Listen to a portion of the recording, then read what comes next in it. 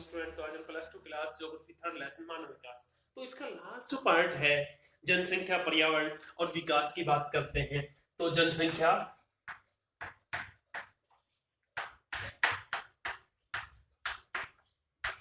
पर्यावरण और विकास। तो पॉपुलेशन एंड एनवायरनमेंट दोनों चीज एंड तीनों ही विकास इंटरडिपेंडेंट है। अगर पॉपुलेशन सीमित है तो एनवायरनमेंट भी पॉल्यूटेड नहीं होगा, अगर एनवायरनमेंट ठीक है तो अपने आप डेवलप होगा। तो इंटररिलेटेड है तीनों टॉपिक। तो हम बात करते हैं पॉपुलेशन, एनवायरनमेंट एंड डेवलपमेंट। तो विकास सामान्य रूप से और मानव विकास विशेष रूप से सामाजिक विज्ञानों में प्रयुक्त होने वाली एक जटिल संकल्पना है। ये जटिल है क्योंकि युगों से यही सोचा जा रहा है कि विकास एक मूलभूत संकल्पना है। यदि एक बार इसे प्राप्त कर लिया गया तो ये समाज की सभी सामाजिक, जो सोशल है, कल्चर है, एनवायरनमेंट प्रॉब्लम का निदान हो जाएगा, सॉल्यूशन हो जाएगा। तो बिल्कुल सही बात है कि यद्यपि विकास ने, डेवलपमेंट ने ह्यूमन लाइफ की गुणवत्ता में अनेक प्रकार में महत्वपूर्ण इंप्रूवमेंट किए हैं, किंतु प्रादेशिक विषमता, सामाजिक जो क्षेत्रीय डाइवर्सिटी है एंड सोशल इनइक्वालिटी है, डिस्क्रिमिनेशन है, लोगों को विस्थापन है एंड रिफ्यूजीज एंड मानव अधिकारों का आघात है, और ह्यूमन जो वैल्यू है, मूल्यों का विनाश और एनवायरनमेंट निम्नीकरण, पर्यावरण डिग्रेडेशन भी बढ़ा है। संबंध मुद्दों की गंभीरता और संवेदनशीलता को भांपते हुए हम यूएनओ की बात करते हैं। संयुक्त राष्ट्र संघ ने अपनी जो रिपोर्ट थी, यूएनओ ने, यूनाइटेड नेशन डेवलपमेंट प्रोग्राम ने 1993 में अपनी रिपोर्ट प्रकाशित की थी, यूनाइटेड नेशन डेवलपमेंट प्रोग्राम। तो मानव विकास रिपोर्ट में मानव की अवधारणा में अभिभूत कुछ स्पष्ट पक्षपातों और पूर्वाग्रहों को संशोधित करने का प्रयत्न किया। लोगों की प्रतिभागिता, उनकी सुरक्षा 1993 की एक मानव विकास रिपोर्ट के प्रमुख मुद्दे हैं। इनमें से जो मानव विकास है कि न्यूनतम दशाओं में के रूप में उत्तरोत्तर लोकतंत्रीय और लोगों के बढ़ते सशक्तिकरण पर बल दिया था। बिल्कुल सही है कि डेमोक्रेसी मोस्टली कंट्री तो सिटीजन राइट मिलता है, और रिपोर्ट ने शांति और मानव विकास लाने में नागरिक समाजों की बहुत बड़ी सकारात्मक भूमिका स्वीकार किया है।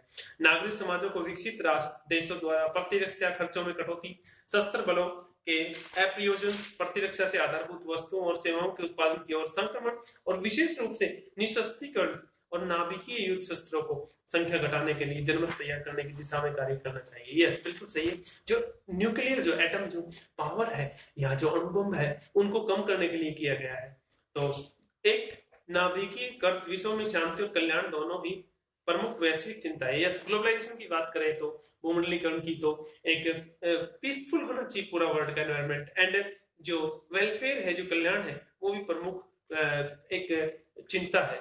तो उपागम के दूसरे छोर पर नव मालथनवादियों, पर्यावरणवादियों और आमूल परिस्थितियों द्वारा व्यक्त विचार है। उनका विश्वास है कि एक प्रसन्न चित्त व शांत सामाजिक जीवन के लिए जनसंख्या और संसाधन के बीच उचित संतुलन एक आवश्यक दशा है। इन विचारों के अनुसार जनसंख्या और संसाधन के बीच का अंतर है 18वीं सेंचुरी के बाद बढ़ा है। विगत 300 वर्षों में विश्व के संसाधनों में बहुत थोड़ी वृद्धि हुई है, जबकि मानव जनसंख्या में विपुल वृद्धि हुई है। तो हम बात करते हैं, मतलब पिछले 300 सालों में संसाधन में बहुत थोड़ी कम हुई है, और मानव जनसंख्या में विपुल, मतलब ह्यूमन की जनसंख्या ज्यादा होगी, रिसोर्स की कम हुई है पिछले 300 सालों में लास्ट। तो विकास ने केवल विश्व के सीमित संसाधनों के बहुविध प्रयोगों को बढ़ाने में योगदान दिया है, जबकि इन संसाधनों की मांग में अतिशय वृद्धि हुई है। इस प्रकार विकास के किसी भी क्रियाकलाप के सक्षम परम कार्य जनसंख्या और संसाधन के बीच समता बनाए रखना है। सर रॉबर्ट माल्थन मानव जनसंख्या की तुलना में संसाधनों के अभाव के विषय में चिंता व्यक्त करने वाले पहले विद्वान थे, स्कॉलर थे, सर माल्थन, रॉबर्ट माल्थन।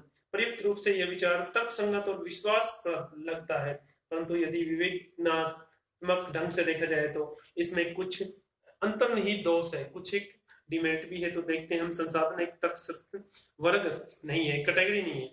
तो संसाधनों की उपलब्धता का होना इतना महत्वपूर्ण नहीं है जितना कि उनका सामाजिक वितरण या सोशल डिस्ट्रीब्यूशन होना। तो संसाधन हर जगह असमान रूप से वितरण, बिल्कुल सही है। मोस्टली इंडिया की बात करते हैं, जो प्लेटू एरिया है वहां पे मैनी मिनरल्स पाए जाते हैं, रिसोर्स पाए जाते हैं, तो डिस्ट्रीब्यूशन असमान है। समृद्ध देशों और लोगों की संसाधनों के विशाल भंडार, जो समृद्धिशाली जो देश है वहां पे बहुत सारे रिसोर्स है, विशाल भंडार है, पहुंच भी है, लोगों की एबिलिटी भी है। जबकि निर्धन के संसाधन सिकुड़ते जा रहे हैं, बहुत ही कमजोर होते जा रहे हैं। इसके अतिरिक्त शक्तिशाली लोगों द्वारा अधिक से अधिक संसाधनों पर नियंत्रण, जो पावरफुल पर्सन है वो बहुत ज्यादा कंट्रोल करते हैं रिसोर्स पे, नियंत्रण करने के लिए किए गए अत्यंत प्रयत्नों और उनका अपनी असाधारण विशेषता को प्रदर्शित करने के लिए प्रयोग करना ही जनसंख्या, संसाधनों और विकास के बीच संघर्ष और अंतर्विरोध का प्रमुख कारण है। तो भारतीय संस्कृति और सभ्यता लंबे समय से ही जनसंख्या, संसाधन, विकास के प्रति संवेदनशील रही है। तो भारतीय पॉपुलेशन की बात करते, डेवलपमेंट और रिसोर्स के प्रति बहुत ही एक्टिव रही है। यह कहने गलत नहीं होगा कि प्राचीन जो हमारे एंशियंट जो टेक्स्ट है उसमें प्रकृति के तत्वों के बीच संतुलन बैलेंस करना और समसत्ता के प्रति चिंतित थे। यस मीन्स कभी ये चीज खत्म नहीं हो जाए रिसोर्स। तो महात्मा गांधी ने भी अभिनव समय में ही दोनों के बीच संतुलन और समसत्ता के प्रबल को प्रेषित किया है।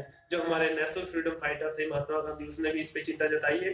तो गांधी जी हो रहे विकास और विशेष रूप से इसमें जिस प्रकार इंडस्ट्रियलाइजेशन द्वारा नैतिकता एंड आध्यात्मिकता, स्वावलंबन, अहिंसा और पारस्परिक सहयोग और पर्यावरण के हास का स्थितिकरण किया गया है, तो प्रति आश्चर्यचकित थे।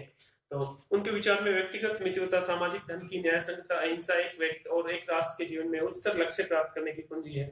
उसके विचार जो क्लब ऑफ रोम की रिपोर्ट जो हमने 10th क्लास में पढ़ा था इसके बारे में, लिमिट्स टू ग्रोथ, एंड 1972 में सुमा शंकर की पुस्तक small is beautiful, 1974 Brundtland commission की report on our common future 1978, अंत में एजेंडा 21 जो हमने 10th class geography first lesson पढ़ा है, report of the Rio conference, Brazil में जो रियो डे जेनेरो कॉन्फ्रेंस हुई है 1993 में भी प्रावधानित हुए हैं। तो थैंक यू, ये टॉपिक खत्म हो गया, इसके क्वेश्चन आंसर करेंगे।